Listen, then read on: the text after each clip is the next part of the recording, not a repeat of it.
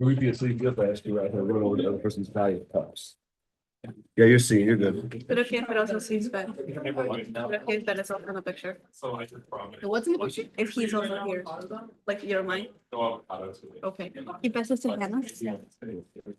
Okay, hi everybody. Welcome to JewishU. This is the first of 4 class series in dating, engagement, marriage, and married life, and shalom bayit, and all that kind of stuff.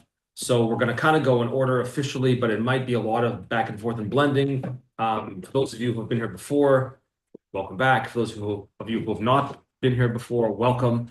And questions are welcome.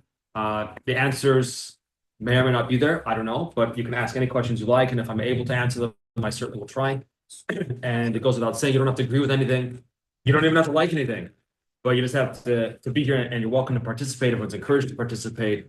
And if you have questions or thoughts you want to share, everybody will please feel free to do that. So today's class is officially going to be about dating. The second one is officially going to be about engagement. The third one will be about the wedding itself. Meaning we're going to focus on the actual wedding ceremony and the customs thereabout. And the fourth one will be about married life, intimacy, the laws of family purity, mikvah, and so on and so forth. And that's the basic lay of the land. So enjoy your sushi, enjoy your baked ziti. I see the sushi's already been cleaned out. Maybe we'll leave one for next time. But in any event, we passed around if you didn't write your name on the attendance, please make sure to do that before you leave so we can mark you properly for attendance so you can get your credit for JewishU. And just as a refresher, the way it works is that each course for JewishU is 4 classes. You have to come to all of them to get credit.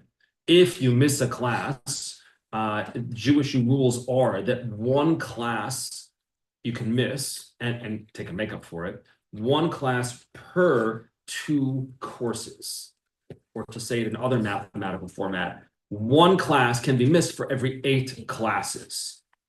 And that 1 class, you have to make a makeup for it, but you could miss that. If you miss 2 classes for every 2 courses, or every 8 classes as it would be, then you're no longer going to receive JewishU credit. You could still come, you're still welcome to join and learn, but you're not going to get the actual credit for JewishU. And there's great perks from JewishU, including a trip this summer to Panama. Benjamin's already been applied and accepted to the trip to Panama this summer. It's pretty neat. And you can get a ticket to Israel. There's no strings attached. It's pretty awesome. I wish that I would get the same incentives for teaching the class that you guys get for taking the class, but I don't.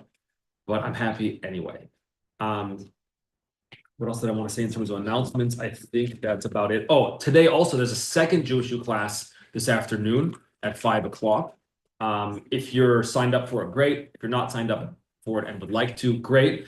And even if you're not signed up but want to anyway join, today is a special JewishU class. We're actually opening to anybody who wants to come.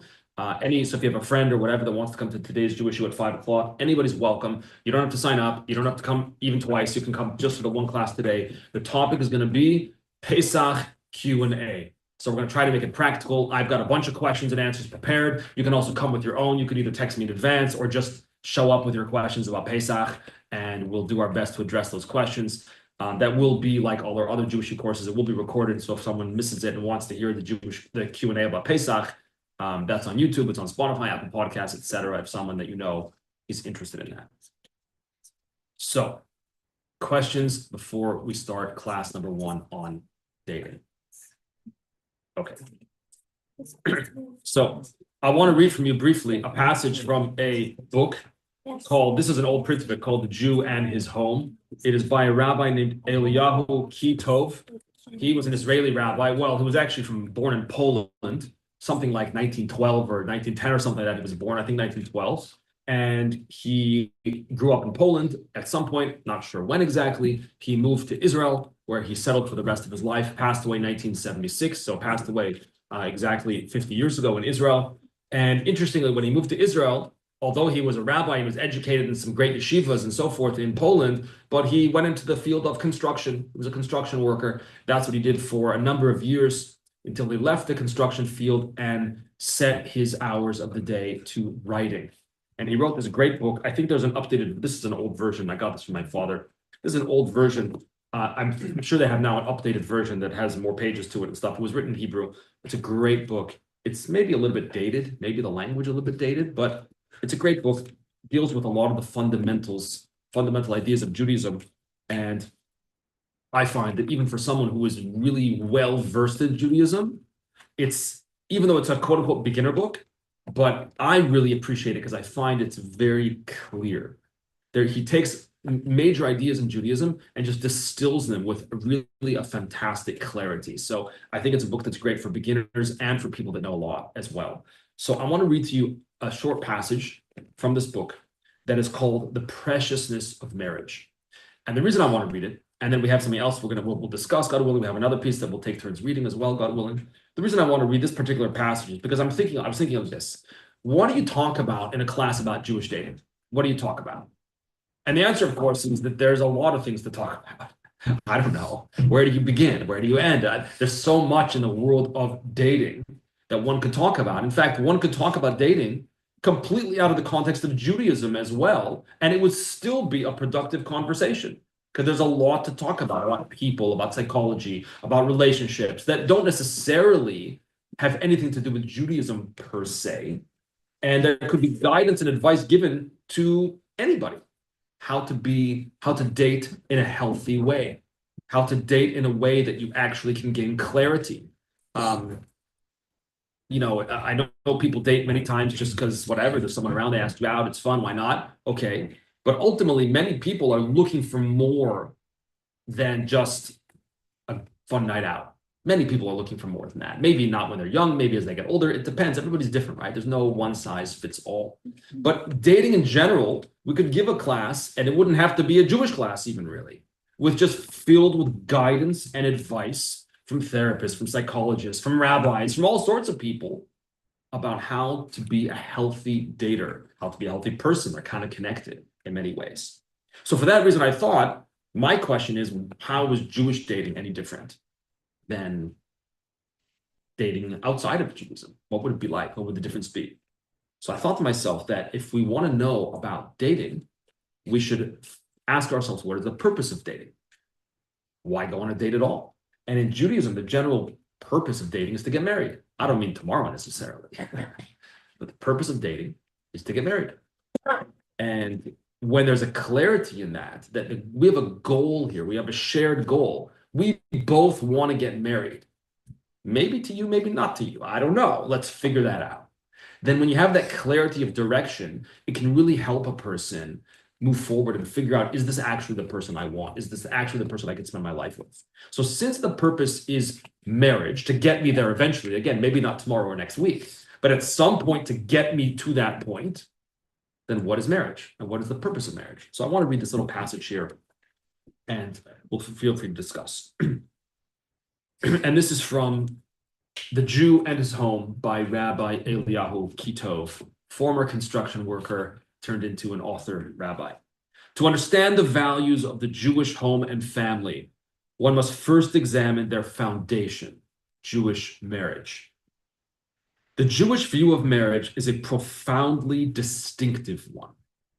We Jews do not regard marriage, as many religions do, as a matter of option, or, unfortunately, necessary concession to nature's sensual demands, otherwise incontrollable. We do not agree that total abstinence is the mark of saintliness. Does that make sense? That was English. It made sense? Okay, it wasn't Hebrew or Yiddish or Aramaic. Made sense? So we do not view Judaism as something that if you want to, go ahead. If you don't feel like it, no problem. Nor do we view it as something that, well, you're weak and you're going to give in to your sexual desires, so I guess you better get married in order to be able to do that in that way, in the proper way. Nor do we say that, oh, stay away from sexual relationships, stay away from that, that the pinnacle is the person who does not do that. We don't believe in any of that. I think everyone here knows that already, right? It's clear. Then what is Judaism? What is marriage in Judaism? Rather, Judaism views the married state as an intrinsic good, a commandment, and obligation. Jewish tradition stringently prohibits abstinence from procreation. In other words, marriage in Judaism is not something that is optional. If you feel like it, go ahead. Nor is it something that is a necessary evil, if you will. It's a mitzvah. It's intrinsically and inherently good and positive, and it's a commandment that just like we have a commandment to keep Shabbat, to keep kosher, so too we have a commandment to get married.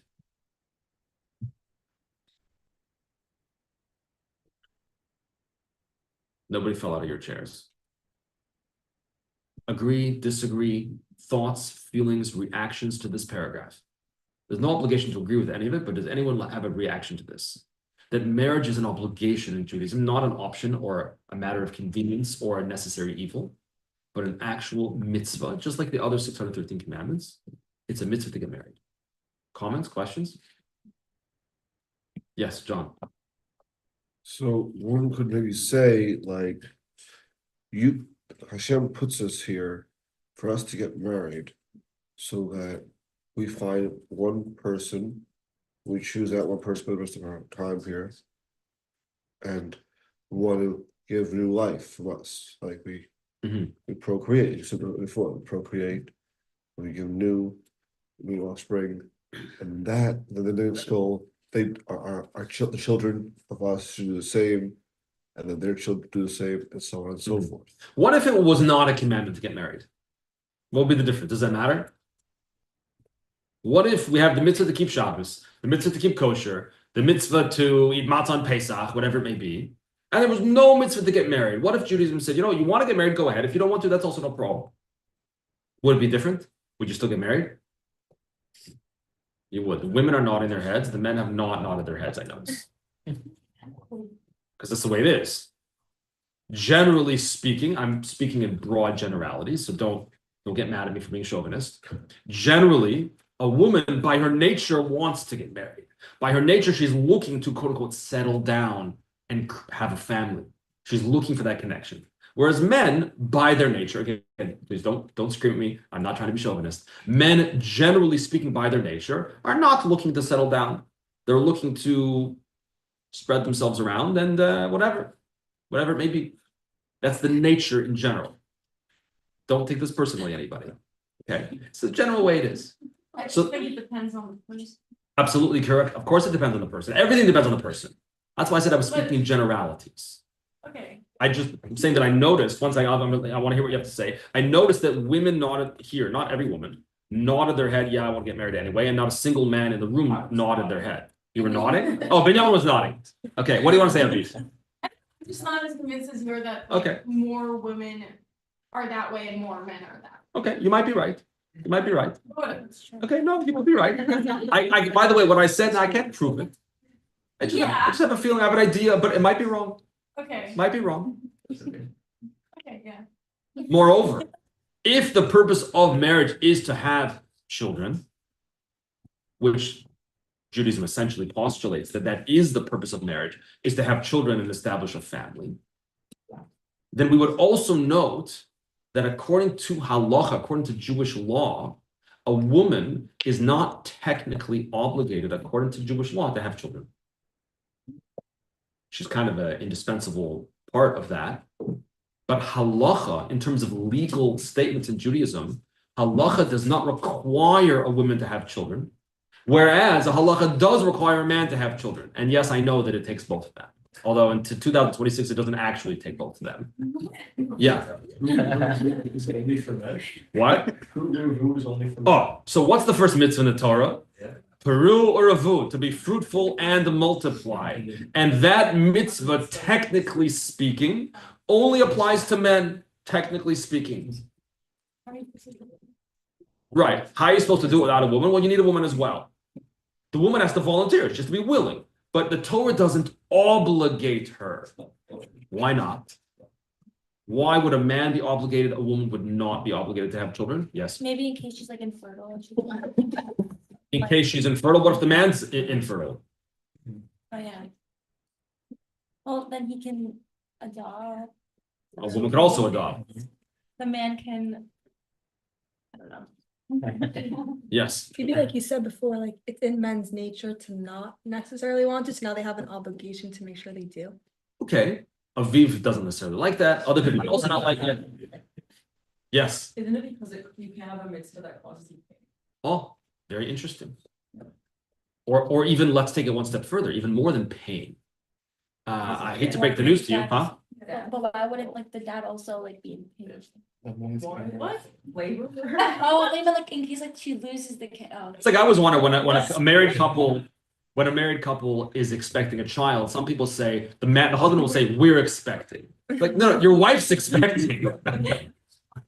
But sorry, I'm not trying to be not politically correct, but so Jewish law speaks in terms of obligation. Everything in Jewish law is an obligation or requirement, right? Or some things that are permissible. So Jewish law requires a man to have children, or at least to try. We don't control, maybe one of the parties will be infertile. That's not in my control, but I have to at least try. Whereas a woman, Jewish law doesn't require her to. Why? Not just because it's going to be pain to give birth to a child, which I've just heard that it's painful to give birth, but even more so, even today in 2026, with all the advancements of modern medicine, and even in the United States of America, with excellent medical care, a woman could, God forbid, lose her life, God forbid, in childbirth. So the Torah is not going to obligate a woman to do something that will put her in a potentially, not just painful, but a potentially life-threatening situation. She wants to, great. If you want to have children, that's wonderful. And we encourage that and we support that. But we're not going, we meaning Jewish law, halacha, is not going to obligate a woman to do it. Why? You might lose your life, God forbid. Don't get scared, anybody. You're not going to lose your life. Everything's going to be fine. Yes, Aviv. How do you then account for the fact that, let's say there's a marriage between a husband and a woman, and the woman can in theory is not obligated, but the man is obligated? Doesn't that essentially cause the man to then, want to force the woman to have kids? Because like, how do they Want to force the woman to have kids? Yeah, because if the man has to have kids, doesn't that make the woman also have to have kids? Okay, that's a wonderful question. I'm really glad you asked that question. Does anyone want to speak to Aviv's question? Aviv's getting really to the core of the matter here, which is kind of the direction that I was hoping we would go in. Anyone want to speak to Aviv's, maybe someone else before John, because you said something before, someone else wants to share? Yes, we'll come back to God. I just want to give other people chances too. Of course. That should probably be a topic you discussed before. Why are you talking to me? That should probably be a topic you discussed before marriage. Like, if you want to have kids. But it's obligated by the man, so you have to have kids no matter what. Okay, so you can ask the person. So then that you girl say will no. get married, and then And she what if said, I okay, don't I'll know? move on to someone else. One second. What if he changes? Aviv, what do you say to that? Discuss I it. think it's like it's a loophole. Are you okay with that? Yeah. Discuss it. Okay. Meaning if we're old enough to date and we're old enough to potentially get married, we're old enough to potentially have children. By the way, I had to go to the DMV recently to renew my license. And let me tell you, it was absolutely miserable experience. Beyond miserable That's not experience. ideal. You don't need a license to have children. Probably should. Probably should. There should be a written exam, an oral exam. There should be a driving exam. There should be everything. But yet we tell people, you want to get married, have kids, no problem. Start a family, no problem. Whatever you want, it's okay. So at least if we're not going to require a driver's license for marriage and family, we should at least have a conversation before deciding to get married to another person. Now, it goes without saying, we're all adults in the room. We understand that things come up in life. We can't always anticipate when you get married, what's going to be 5 years down the line, 10. Thank God I'm married 23 years. Thank God. You don't know what's going to come to you in life. Fine.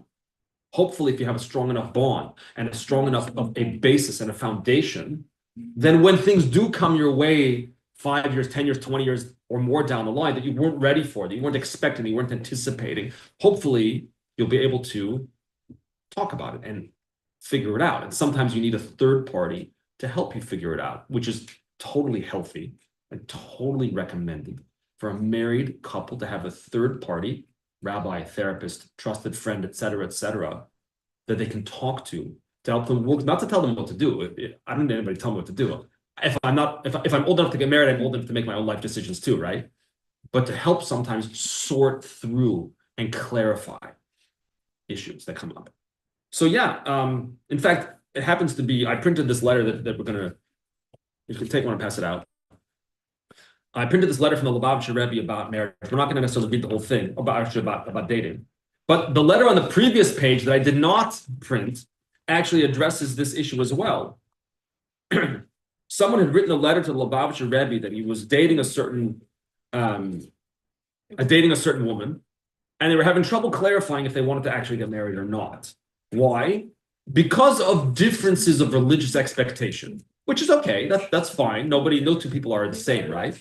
So the Rebbe says to them a very simple piece of advice. Very simple piece of advice.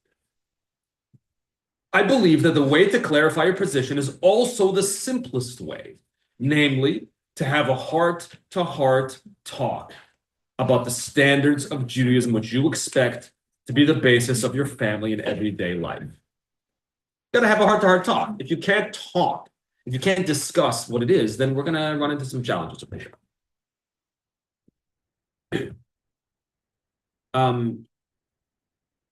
So why doesn't the Torah require a woman to have children? Because it's potentially life-threatening. Even today in 2026, especially outside of America, but even in America, it's something can be dangerous. Now, that being said, if a woman chooses to get married and wants to get married, great. So find the man that you want to get married. If he doesn't want to marry you, you don't want to marry him, so good. So don't get married. If he wants children and the woman says, I don't want children, okay, so that's going to be your choice now. What do you want to do? Do you want to anyway get married? Do you want to not get married? But don't marry a woman who's told you in advance, I don't want kids, and come complaining to her. And vice versa, right? It has to be discussed, has to be spoken about, have to be adults. Any comments or questions on that topic we were discussing just now? Okay. Let's, can someone volunteer to begin reading this letter that we have here? It's a letter written in 1972 by the Lubavitcher Rebbe. I don't know if the person was written to a young woman who was in the process of dating and looking for marriage, looking for a mate to build a home. And she had written for some guidance. She was lacking some clarity and so forth. Can anyone volunteer to read? John, you want to start in the third paragraph? It is clear. Guys, we're on page 363. The It is family, clear. 363, I got it. Yeah. It is clear that a shidduch and the marriage that may ensue involve decisions that will affect the rest of one's life. Let's stop on that for a second. It's very obvious, very obvious, right? The person you choose to marry, let's walk it back a step. The person you choose to go on a date with, which may or may not end up in marriage. I don't know. Everybody here is young, except for me. I feel young, by the way. Just, the years go by. The person you choose to date, certainly the person you choose to marry, will involve decisions that will affect the rest of your life. This is not deciding what to have for lunch. I mean, it sounds even silly to say it that way, right? But we should look at it as this is something that is important. This is not just another decision that I'll make and then move on and now, okay, tomorrow I'll do something else. This is a critical life decision. So I need to use my head. I need to use my brain to think with clarity, to think with perspective about what's actually important to me. What am I actually looking for? What actually matters to me? Okay, keep going, John.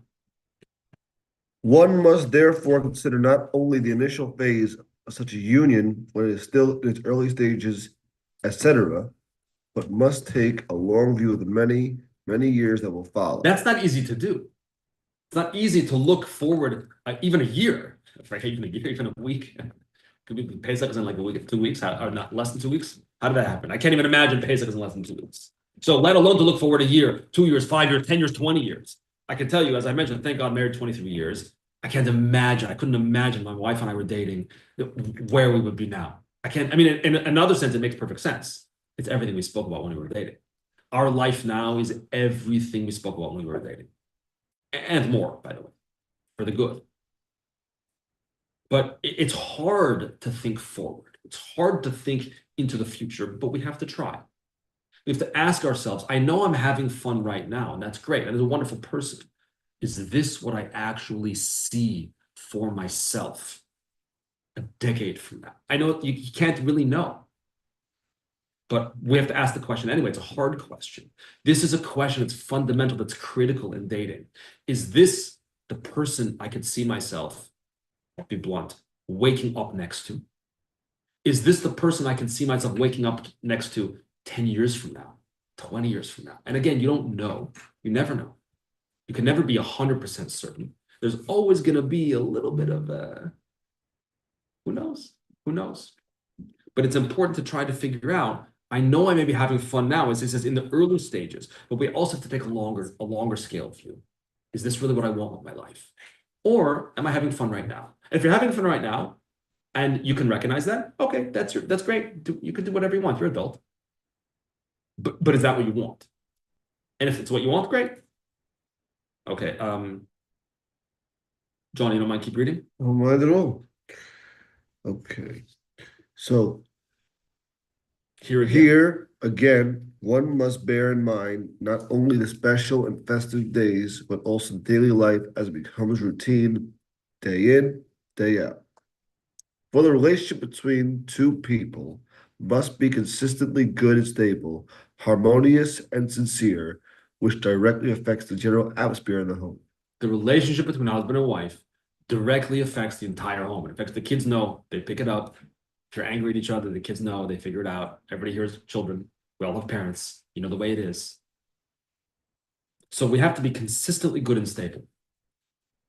What happens if there's an argument? What happens if there's a disagreement? Is that normal?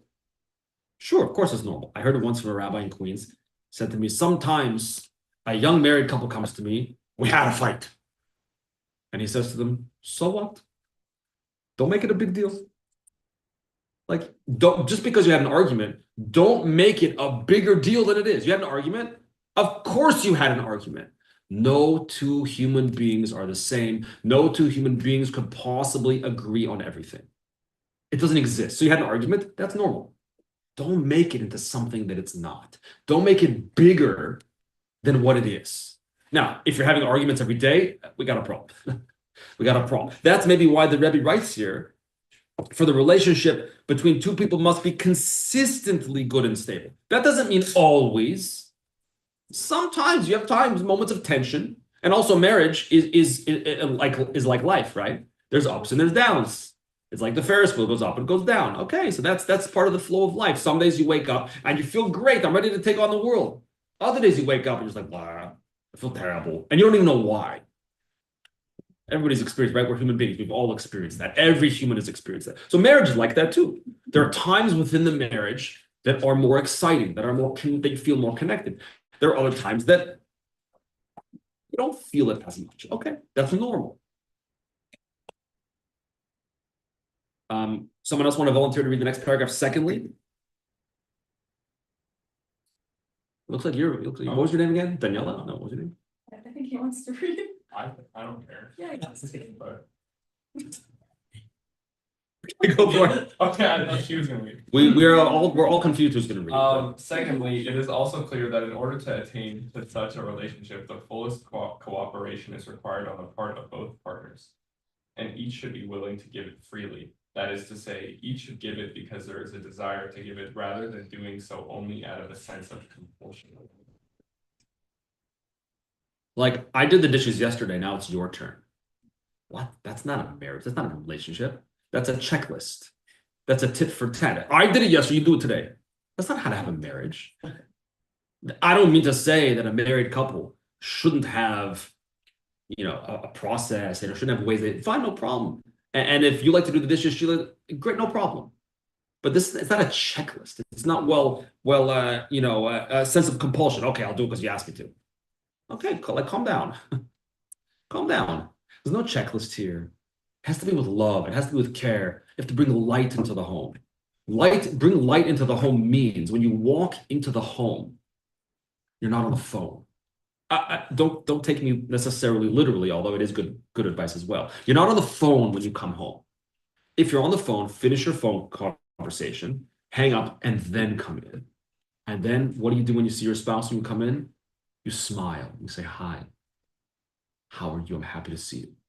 This is like basics, right? But sometimes I just know because thank God over the years, we've dealt with a lot of Queens College couples, marriage, and so on and so forth. And it's not obvious to everybody, unfortunately. They should actually smile, not just when you're dating, but yes, when you're married as well. Start when you're dating, that's a good start. But don't forget to do that when you're married. And I heard once from a therapist here in Queens, this exact piece of advice I just mentioned now. Get off the phone before you come in the house. The same thing applies to your spouse. Same thing applies to your children. When you're sitting at home, and we're fast forwarding now, but these are all the groundwork that we lay while dating. This is the foundations that we discuss, things we talk about while dating. And again, the simplest way to figure these things out, do you want kids? Do you not want kids? Do you want to keep Shabbat? Do you not want to keep Shabbat? I'm not talking about, I mean, you're going to ask me, I'm a rabbi, should I keep Shabbat? I'm obviously going to tell you yes. But that's your personal decision. It's not my decision. It's your decision between you and God. But don't expect your spouse to keep Shabbat if they don't. Don't try to change them. And it's not going to work. You're bound to fail. So these are all things that need to be discussed and spoken about. And again, that starts when dating. Open conversation. And when you have those foundations, the open conversation and the discussion about things that actually matter, family, life, lifestyle, religious observance, you don't have to be exactly the same. That's okay. But is there a mutual understanding? Is there a mutual giving? Then it's very likely, never guaranteed, that when a year, 5 years, 10 years down the line, a new issue comes up that you never spoke about, you'll be totally in sync. I can tell you, I experienced it firsthand in my own marriage. I experienced it firsthand. Things in life that come up that there's no way you would have anticipated, whether it's with children or other life decisions that you never spoke about. So how do you know you'll agree with your wife? The answer is you don't know. But when the foundation is there, it's a really good chance that you will see eye to eye in other areas as well. So when you're sitting at the table, we're fast forwarding now, and one of your children walks in from school and you're on the phone and it's an important conversation, what do? I'll tell you what you do. You say, excuse me, Joe or John or Bill or Bob, whatever, excuse me, an extremely important guest, an extremely important person just came to my home. I'll have to call you later. And then you hang up the phone and you say to your child, how was your day? What a powerful message. What a powerful message to give your child. Your child hears that. An extremely important person just walked into my home. I can't talk to you anymore. I have to talk to the person who's extremely important. That's your kid. Your kid hears that message. It says the world. Say it to your wife, your husband, whatever. Say it to your spouse. Say it to your children. This is the foundation. When there's a warmth, an openness, a willingness, not out of compulsion, out of care, out of love. It has to be real. You can't fake it. We have to learn to sincerely care. We have to learn to sincerely care about myself, about my spouse, about my children. And then it becomes real. If it's not already real, it will become real. So get off the phone when you come in the home. Focus on the other person. Pay attention to the other person. Right? And now the reality is we all have smartphones. So how many times you're speaking to someone, maybe they're on the phone, you're on the phone with them, and then you say something, you ask them a question, they don't respond. Huh, what? You weren't even paying attention. Or looking on the phone, what? This is the reality of the world we live in today, right? So we don't need to deny the reality, but let's be real with it. Let's be real with it. You want to have productive dating. You want to have a productive marriage, productive family. You got to pay attention to the person, the people in front of you, to focus on them, not out of compulsion, but out of actual care and actual love. And I think we mentioned this in one of the previous JewishU classes. The word for love in Hebrew, ahava, the two middle letters, hey and bet, have, mean to give. Because that's love. Love is a feeling, but like, how do you quantify a feeling? Do I love you enough? Do I love it? How do I know if I love you? I don't know. Just give. Give to the person. Care for them. This brings light into the home. A lightness. A lightness is in the opposite of heaviness, but also light in terms of bright. Questions, comments about this? So I know that there's a lot more to speak about dating. We only spoke about a very little bit. But I wanted to just at least give some of the, and I don't think we actually said anything all that new today. I think a lot of it is pretty basic. I just think it's important to review it over and over and over again, the basics of life, the basics of paying attention, of focusing, of caring, of loving, of giving. It sounds so easy. It sounds easy. That's because it's not always so easy to actually do it, to actually live that way. So that's why we have practical things like get off the phone before you come in. When your child comes in, say, someone really important just came. I have to go now. I'll have to talk to you later. The message that sends. So when we're involved in dating and we say, I'm looking for something more, we're trying to figure out, like, we have to talk about things that matter. Dating can be fun. It should be fun. Dating should involve silly conversations, fun activities, for sure, 100%. But it should also involve heart-to-heart conversations about things that are important to you. And if you're embarrassed or you shy away from that, then it's just all the more how important it is to have those conversations. Do you want to have kids? How many kids? You'd have to give a number. I don't mean as a number. What type of religious home do you want? What does Shabbos look like in your mind? What does life look like in your mind? What kind of vacations do you enjoy? These are things that are in many ways the bread and butter of relationships, and a willingness to talk, a willingness to be open. And for some people, it's easier than other people, by the way. Some people that you try to talk to them, they clam up. Okay, maybe they need a third party to help them talk, but fine. But I guess the point is in dating not to shy away from the hard conversations, or maybe they're not so hard, but the critical, important conversations about things that really matter in life. And to try as much as possible to look into the future, to look down the line 5 years, 10 years, as difficult as it may sound. And I think that when we do that, we're just setting ourselves up for success. And then when issues come up it's going to happen, life is not always easy. And sometimes things come your way that are not what you wanted to happen. Challenges in life, emotional challenges, financial challenges, whatever it may be. But when you've got the foundation, and when you did take time to discuss things that are actually important to you, it's not a guarantee, but you've really upped your chances that you'll be able to work through that new issue as well.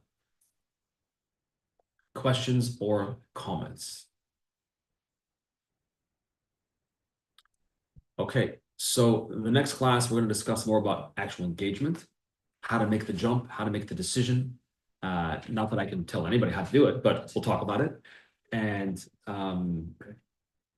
also, if you want to keep the letter, read the rest of the letter, you feel free to do that. There's some interesting advice there. Also, reminder that at 5 o'clock today, if you would like, there's a class on Pesach, Q&A. And one last thing, one last thing is that also we have a gift for everybody here, which is a 2-part gift. You're gonna have to be quiet to get, well, you don't have to be quiet to get it, but you have to start. 2-part gift. Number 1 is a Pesach Haggadah special for you. We bought special for you a gift is about Haggadah. Number 2 is a piece of handmade shmura matzah, a gift for everybody here. So thank you. Oh, there you go.